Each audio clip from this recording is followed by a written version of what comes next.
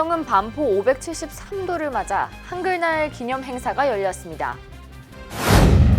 뉴욕 정부가 불법 체류 청년 추방 유예제도 폐지 무효화 소송 지원에 나섰습니다. 뉴저지주가 납성분 수도관에 적극 대응할 방침입니다. 뉴욕시가 가짜 자유의 여신상 투어 근절을 선언했습니다. 미국판 스카이캐슬로 불린 대형 대학 입시 비리 사건에 연루된 학부모 부부에게 각각 징역 1개월이 선고됐습니다. 가정폭력범들의 총기 구입 규제가 강화될 것으로 보입니다.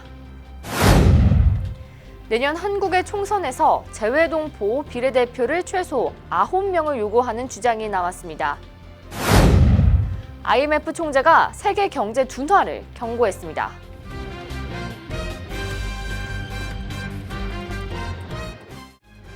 학자금, 결혼자금, 노후자금 준비. 뉴 밀레니엄 뱅크가 알뜰한 적금 상품을 준비했습니다. 3년 만기 적금 연이율 무려 2.65%, 무려 2.65%. 뉴 밀레니엄 뱅크와 함께 미래를 준비하세요. FDIC member and equal housing lender.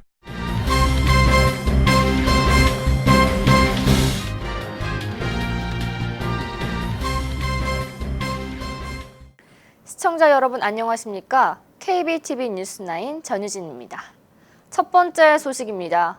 오늘 훈민정음 반포 573도를 맞아 한글날을 축하하는 기념 행사가 열렸습니다. 현장에 박정우 기자가 다녀왔습니다.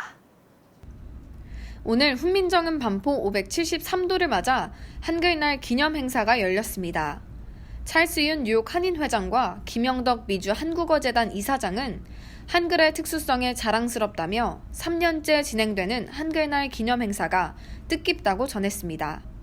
우리의 문화유산을 알리기 위해 가장 필수적인 조건이라고 볼 수 있는데 오늘 여러분들 우리의 이런 자랑스러운 한글을 갖다가 셀러브레이트하는 날로 가졌으면 좋겠습니다. 이어지는 순서로 세종대왕의 업적을 기리기 위해 반포식을 재현하는 모습은 눈길을 끌었습니다. 모든 사람들로 하여금 쉽게 익혀서 날마다 사용함에 편안하게 하고자 할 따름이다. 푸른 결의 학교 사물놀이팀의 공연은 눈과 귀를 사로잡았습니다. 이선근 미주 한국어재단 회장은 최근 캘리포니아주에 이어 뉴욕주에서도 한글날 지정을 추진하기로 했다고 전했습니다.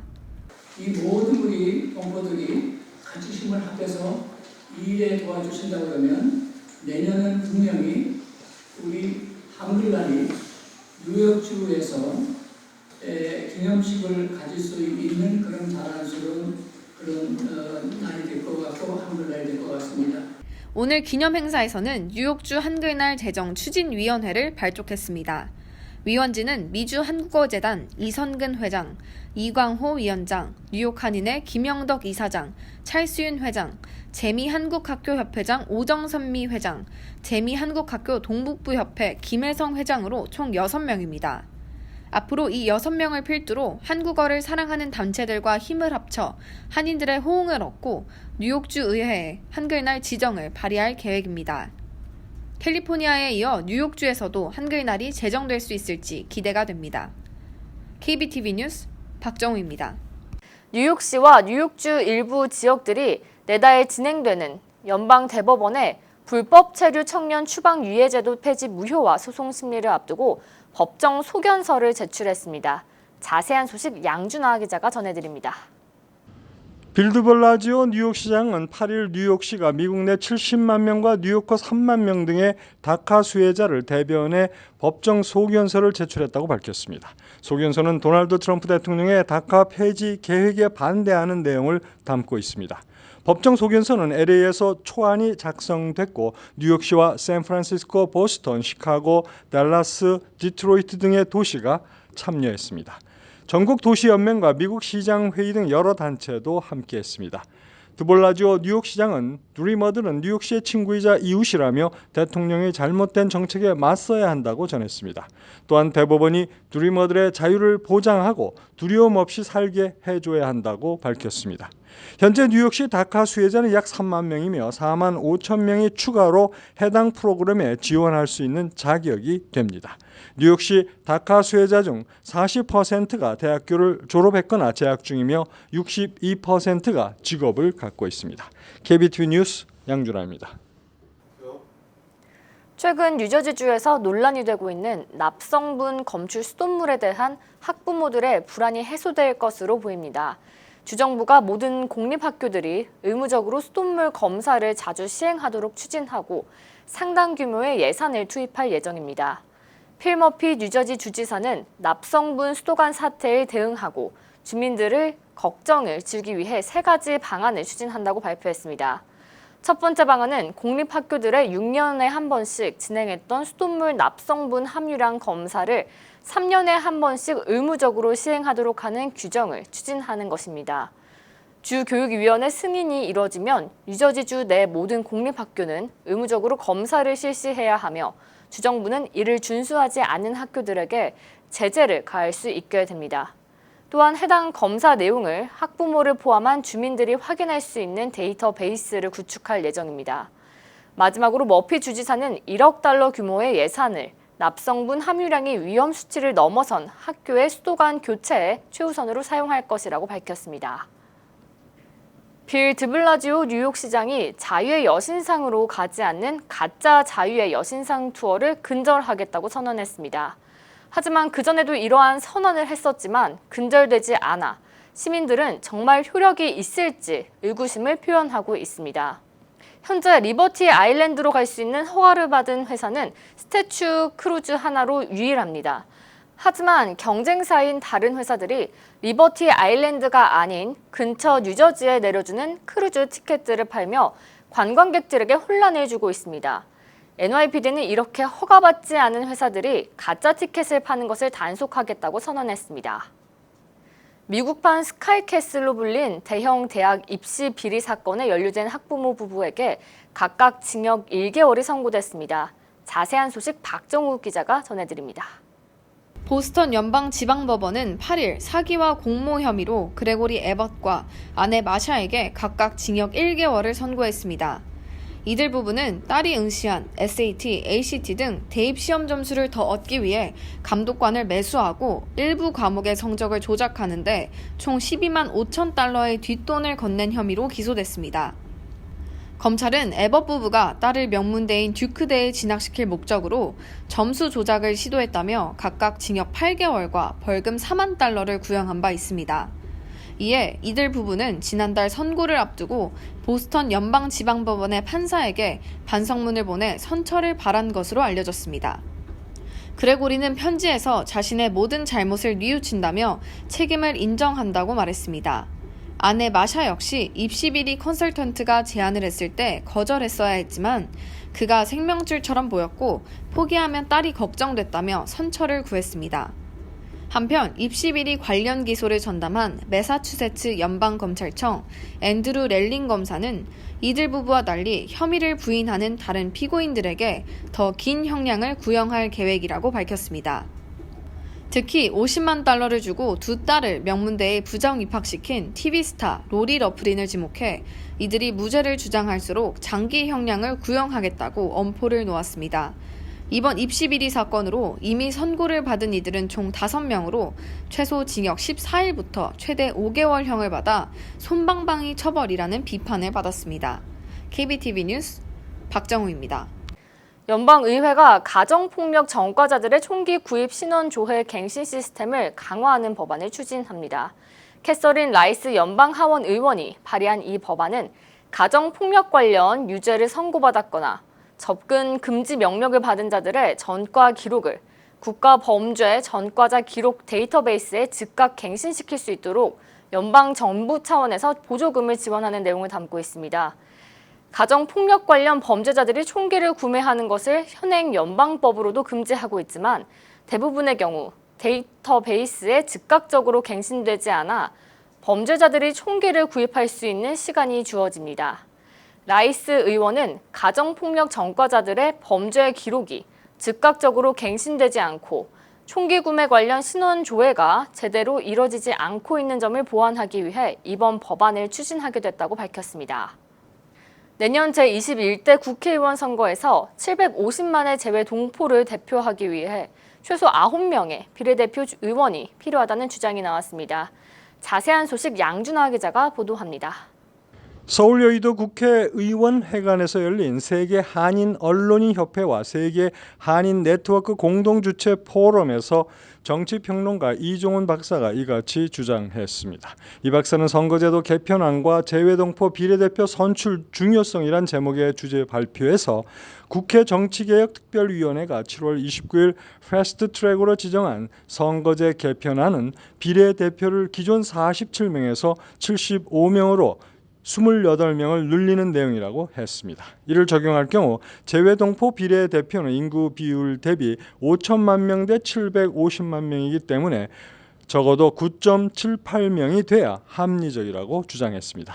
하지만 선거제 개편안 처리 과정에서 재외동포에 대한 의석 배분 문제는 논의되지 않았기에 지금부터라도 이 문제를 논의해야 한다고 발언했습니다. 또 해외 지역구를 설치해 일정 의석수를 배정하도록 만드는 노력도 기울여야 한다고 제안했습니다. 정치인들이 동포 사회를 방문해 비례대표 의원직을 주겠다고 공약하고 있지만 현재 750만 재외 동포의 목소리를 대변할 국회의원은 단 한 명도 없는 실정이라고도 말했습니다. KBTV 뉴스 양준하입니다. 세계 경제가 동반 둔화 상태에 빠졌다고 국제통화기금 IMF 총재가 경고하고 나섰습니다. 우리나라에 대해서는 적극적인 정부 재정 지출 확대를 촉구했습니다. 자세한 내용 이창원 기자가 전해드립니다. IMF 총재로 취임한 크리스탈리나 게오르기에바 총재는 세계 경기 침체에 대해 경고를 하고 나섰습니다. 올해 전 세계 경제 성장은 2010년 이후 최저가 될 것이라고 밝혔습니다. 세계 경제의 가장 큰 위험 요인으로는 무역 갈등을 꼽았습니다. 무역 분쟁에 따른 누적 손실이 내년까지 7천억 달러에 이를 것이라고 추정했습니다. 또한 현재 금리가 최대 폭으로 떨어진 상황에서 금리 정책으로는 경기 둔화 대응에 제한적일 수밖에 없다며 적극적인 재정 정책이 필요한 때라고 강조했습니다. 특히 독일과 네덜란드, 한국을 거론하면서 인프라와 연구 개발을 중심으로 이들 국가의 지출 확대는 수요와 성장 잠재력을 뒷받침하는 데 도움을 줄 것이라고 평가했습니다. 데이비드 멀패스 세계은행 총재도 세계 경제 성장세가 둔화되고 있다며 올해 성장 예상치를 더 낮출 것이라고 밝혔습니다. KBTV 뉴스 이창원입니다.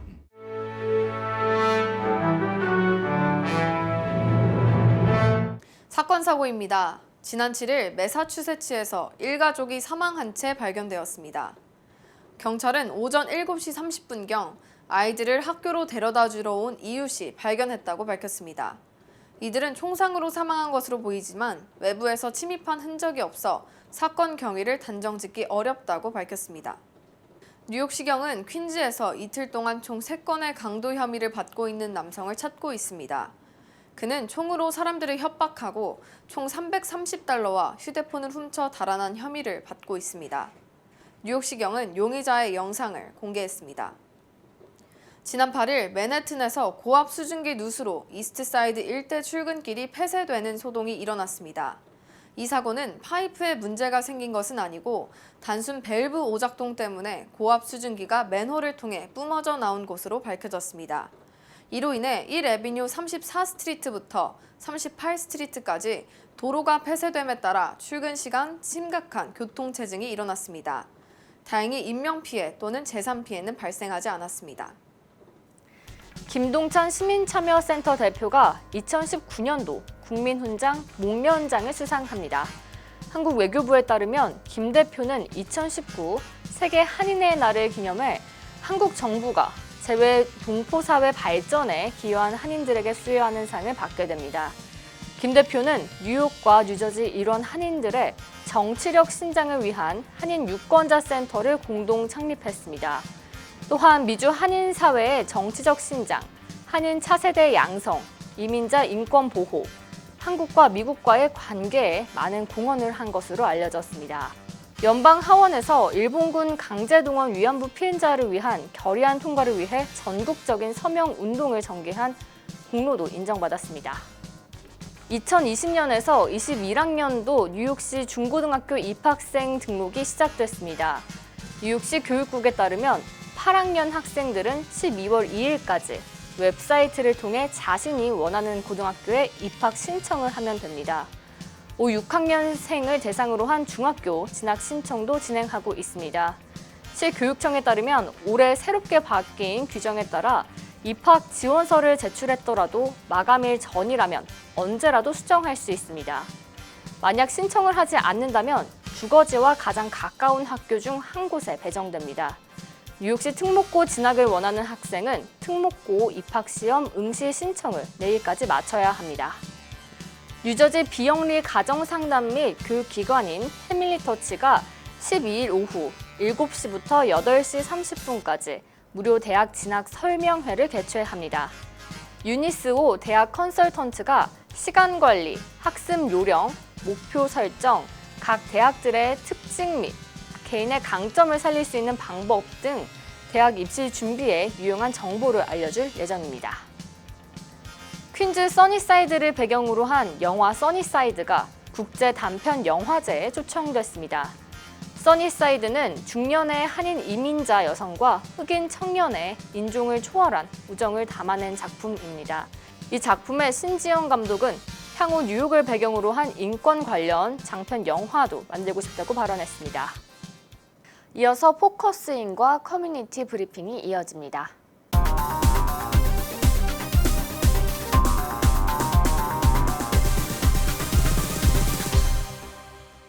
네, 오늘은 한국의 위상을 높이고 있는 대표적인 스포츠죠. 태권도에 대해서 알아보는 시간 갖도록 할 텐데요. 뉴욕 오픈 태권도 대회 및 한국 문화 행사 페스티벌 관계자분들 만나서 이야기 나눠보도록 하겠습니다. 네, 안녕하세요. 안녕하세요. 네, 이렇게 세 분이나 오늘 나와주셨는데 태권도에 대해서 하실 말씀이 많으신가 봐요. 네, 그렇다면 먼저 이제 첫 번째 질문을 드릴 텐데 뉴욕 오픈 태권도 대회는 언제부터 시작을 하게 됐나요? 예. 뉴욕 오픈 대회는 2006년도에 시작을 했습니다. 그 전에 제가 로컬 대회 겸 세계 대회까지 해서 그런 경험으로 해서 주위에 뉴욕의 상징적인 뉴욕 오픈 인터내셔널 게임을 한번 만들어보자 해서 2006년도에 시작을 했습니다. 그리고 이 시합은 비영리 단체, 난프라핏 오가니제이션에서 이 등록이 되어 있는 이러한 단체입니다. 네, 그렇다면 이제 이런 태권도 시합 대회가 참 동포 사회에 많은 영향을 미칠 것 같아요. 어떤 영향을 미치고 있나요? 네, 뉴욕 오픈 태권도 챔피언십 대회에 오시면 아시겠지만 딱 대회장에 들어가는 순간 차렷, 경례, 앞차기, 뒤차기, 돌려차기 등 모든 말이 한국말로 구호가 진행돼요. 그리고 곳곳에 한국 음식과 또 문화, 거기에서 춘향전과 군무 여러 가지 프로그램이 진행이 돼서 우리가 정말 나라는 작지만 미국이라는 나라에 와서 우리가 많은 일을 하고 있구나. 그리고 한국의 우수성을 널리 알릴 수 있는 이 대회가 앞으로도 계속 커졌으면 좋겠다는 그런 자부심을 크게 느낄 수 있는 그런 태권도 대회입니다.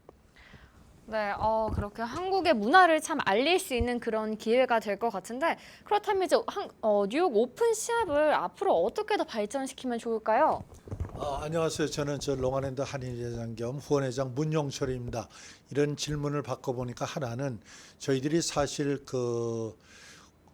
한국 사회에서도 많은 지원을 받고 있지만은 정말 저희들이 살아가고 있는 미국 사회에서 특히나 뉴욕 동포 사회에서 이런 주류 프라싱 뱅크라든가 이런 많은 분들이 협찬을 하고 있지만은 아직도 환경이 조금은 열악합니다. 정말 우리 국기인 태권도를 통해서 우리 문화가 정말 이 주류 사회에 알리고 이 모든 것이 하나가 되고 또한 태권도 미주 연맹과 우리 한국 연맹이 함께하는 그러한 모임을 함으로써 더욱더 발전시킬 수 있는 그러한 뒤에서 서포트를 열심히 하고자 지금 노력은 하고 있습니다. 네, 그렇다면 박연한 대회장님도 이제 앞으로 어떻게 발전시키실지 좀 한 말씀 부탁드립니다. 예.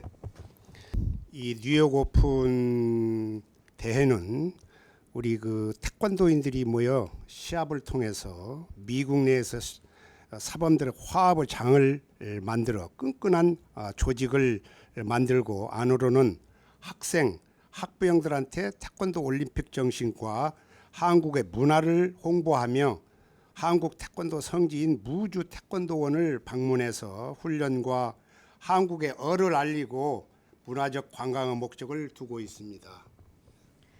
네, 오늘 이렇게 세 분 바쁘신데도 나와주셔서 좋은 말씀 해주셨는데 네, 감사합니다. 예, 감사합니다. 네, 오늘은 한국의 위상을 높이고 있는 스포츠인 태권도에 대해서 알아봤는데요. 많은 분들 더 많은 관심 가져주셨으면 좋겠습니다.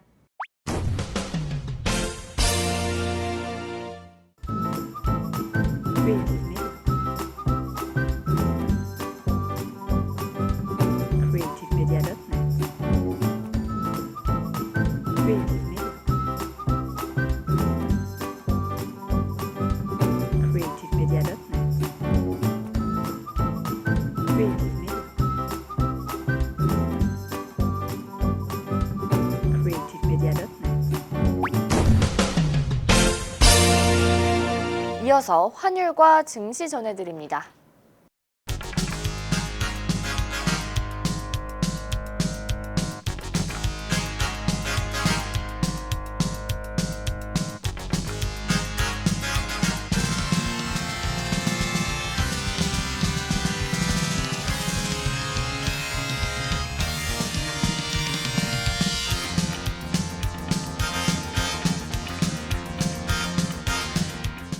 뉴욕과 뉴저지 날씨 전해드립니다.